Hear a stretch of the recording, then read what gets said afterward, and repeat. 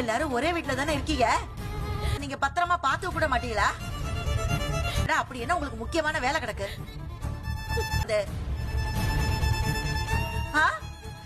எங்களை நம்ப வச்சு மோசம் பண்ணிட்டு இருக்கீங்களா?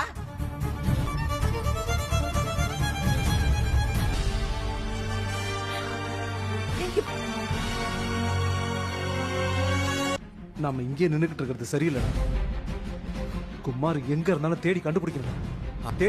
அவனை. டேய் வாடா போலாம். அண்ணா அண்ணா அண்ணா நில்லுங்க. உன் கல்யாணத்தை நிறுத்துறதுக்காக மீனாவே ராஜையும் கடத்தினவன் தானே அவன். அவன் என்ன மட்டும் நிறைவேறக்கூடாது. மாமா நம்ம 2 பேரும் போலாம். போங்க நீ நாங்க வரோம்.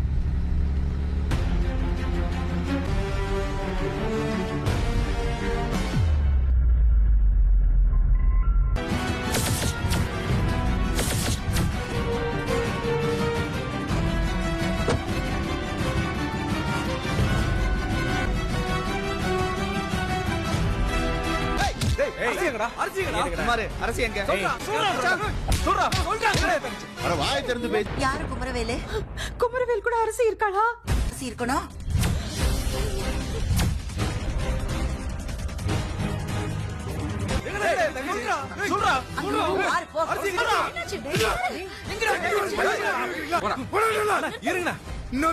கை வச்சுக்க. எங்கடா வாழ்க்கையை கெடுத்தா நீ நல்லாவே இருக்க மாட்ட. உன் பொண்ணு எங்கன்னு என் பையனுக்கு எப்படி தெரியும்? இருப்பா அவங்களுடைய எச்சம் ஓடி போயிருப்பா. வழக்க உனக்கு வக்கு இல்ல. அங்க நீ பாய மூடு.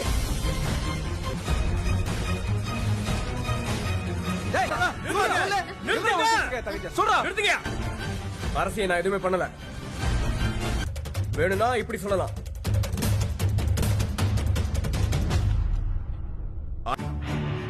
அரசுக்கு பிடிக்காத கல்யாணத்தை நீங்க ஏற்பாடு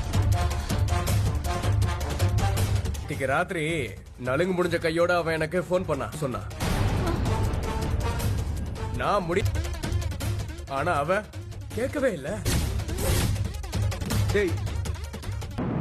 குமார் நீ சொல்ற பொய்யெல்லாம் அந்த நான் இருக்கிற இடத்துக்கு அவளே தான் என்ன பார்க்க வந்தா.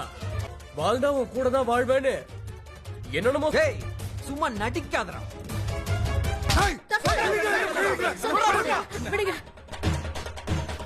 என்ன பேசுறான் ஏது பேசுறான்னு அவசரம் இல்லாத கதையெல்லாம் தான் சொல்லிட்டு இருப்பான். விட்டுட்டு வேடிக்கை பார்க்கணுமா? நல்ல கதையா இருக்க. உங்க வீட்டு பொண்ணு ஒழுங்கதான்.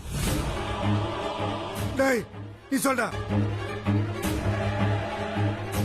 அழனு கூட சொன்ன.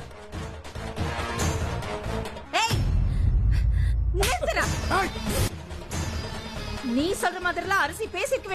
சத்தியமா நான் சொல்றதுதான் நடந்துச்சு. கிடையாது. தயாரா இருக்கேன். நிறுத்துறா. என் முன்னு தெரிஞ்சோ தெரியாம ஆரம்பிச்சுனா அன்னைக்கு உன்னை தூக்கி எரிஞ்சிச்சு. அப்போ இவன் கூட பழகுறான்னு தெரிஞ்சு முத தடவை என் மகனை உன் பொண்ணுக்கு கேட்டு வந்தப்போ கல்யாணத்தை பத்தி யோசிக்கவே மாட்டேன்னு சொன்னல. அப்பவே என் வீட்டுக்கார சண்டை. கிணறு வெட்ட பூதங்கிழமன கதையா இப்ப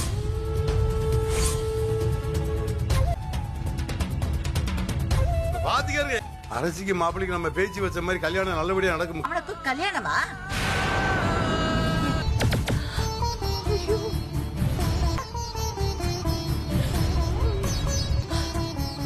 என் மாமனுக்கு என்ன வேற பொண்ணே கிடைக்க கங்கணம் கட்டிக்கிட்டு நிக்கிறான். இடையில மாட்டிக்கிட்டு இருக்கிறது ஒரு பொண்ணோட வாழ்க்கடா.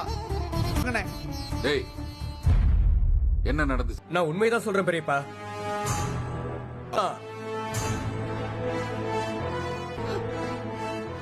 படிச்சு படிச்சு சொன்ன. ராத்திரி பூரா என் கூட. டேய் இப்ப அவ எங்கடா அரிசி எங்கடா வச்சிருக்க? நம்பறதுக்கு வேற ஆளா பாடுறா. என்ன வந்தாலும் சொல்றா கேக்குறாங்கல்ல. சொல்லுடா. அவ அந்த கார்ல தான் இருக்கா. கார்லயா? வரவே மாட்டேன்னு சொன்ன.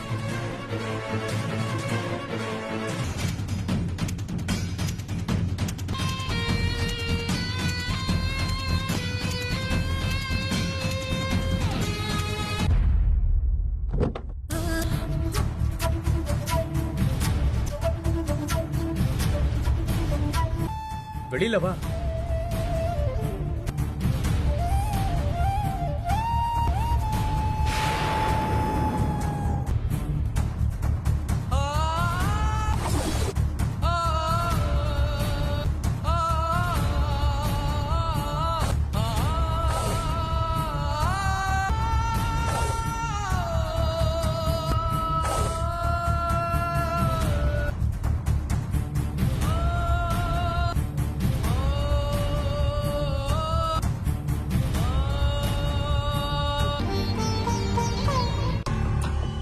சொன்ன மாதிரியே உன்னை கூட்டிட்டு வந்துட்டேன் பாத்தியா?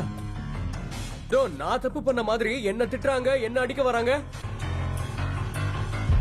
நீ என்னடி சொல்ல போற? இதுக்கு மேல நீ ஒண்ணுமே சொல்ல முடியாது. வா.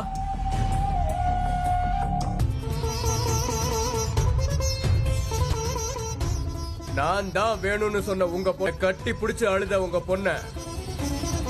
பொண்ண பத்திரமா கூட்டிட்டு வந்து நிப்பாட்டி இருக்கேன்.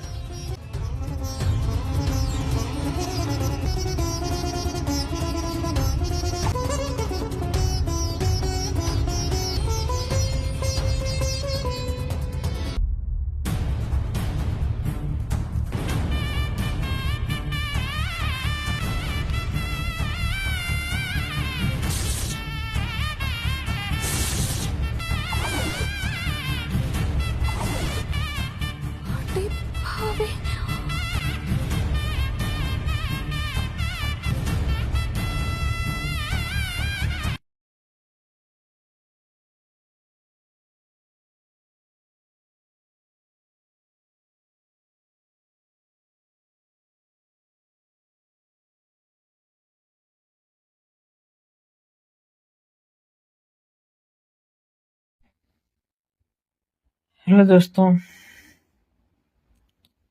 आज सुनते हैं तेनाली राम की कहानियां। तेनाली राम के किस्से बहुत सारे हैं। आज उन्हीं सारे किस्सों में से एक किस्सा हम जानते हैं रंग बिरंगी मिठाइयों का।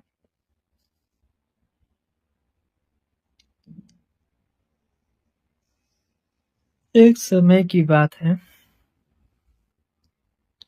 बसंत ऋतु छाई हुई थी। राजा कृष्णदेव राय बहुत ही प्रसन्न थे।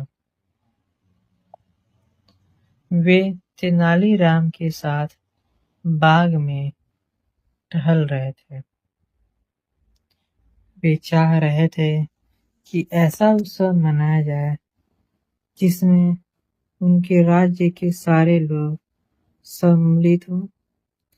पूरा राज्य उत्सव के आनंद में डूब जाए।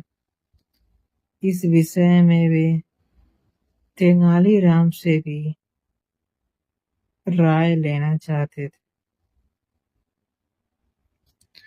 तेनालीराम ने राजा की इस सोच की प्रशंसा की और इस प्रकार विजयनगर में राष्ट्रीय उत्सव मनाने का आदेश दिया गया।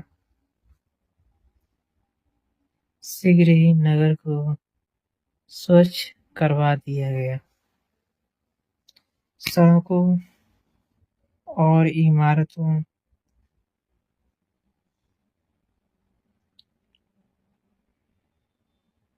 पर रोशनी की गई। पूरे नगर को फूलों से सजाया गया और सारे नगर में उत्सव का वातावरण था। सारे नगर में हर्षोल्लास था। सभी लोग प्रसन्न थे। सभी लोग उत्सव मना रहे थे। इसके बाद राजा ने घोषणा की कि राष्ट्रीय उत्सव मनाने के लिए मिठाइयों की दुकानों पर रंग बिरंगी मिठाइयां बेची जाए। इस घोषणा को सुनने के बाद मिठाई की दुकान वाले मिठाई बनाने में व्यस्त हो गए। कई दिनों से तेनालीराम दरबार में नहीं आ रहा था।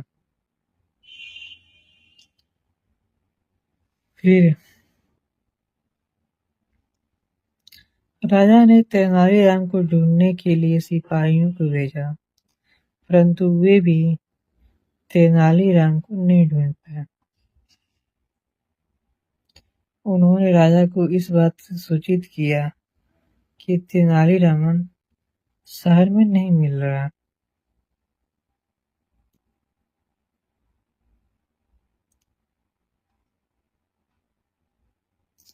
और वे तेनालीराम को नहीं ढूंढ पाए। वो इस बात को राजा को इस विषय में सूचित किया। इस सूचना पा करके कि तेनालीराम शहर में नहीं मिल रहा है, वो और भी चिंतित हो गए और बेचैन हो गए कि आखिरकार तेनालीराम कहाँ गया।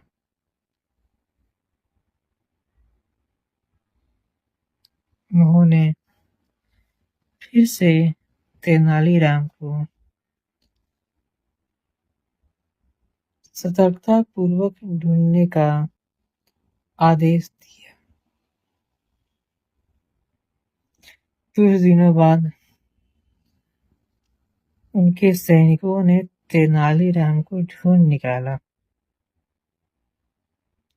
वापस आकर वे राजा से बोले, महाराज, तेनालीराम ने कपड़ों की रंगाई की दुकान खोल ली है तथा वो सारा दिन अपने इसी काम में व्यस्त रहता है। जब हमने उससे अपने साथ आने को कहा तो उसने आने से मना कर दिया। ये सुनकर राजा बहुत ही क्रोधित हुए।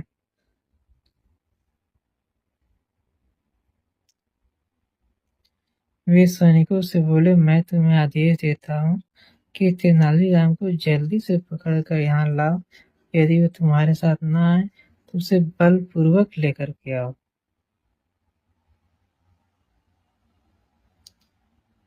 राजा का आदेश का पालन करते हुए सैनिकों ने तेनालीराम को बलपूर्वक पकड़कर ले आए।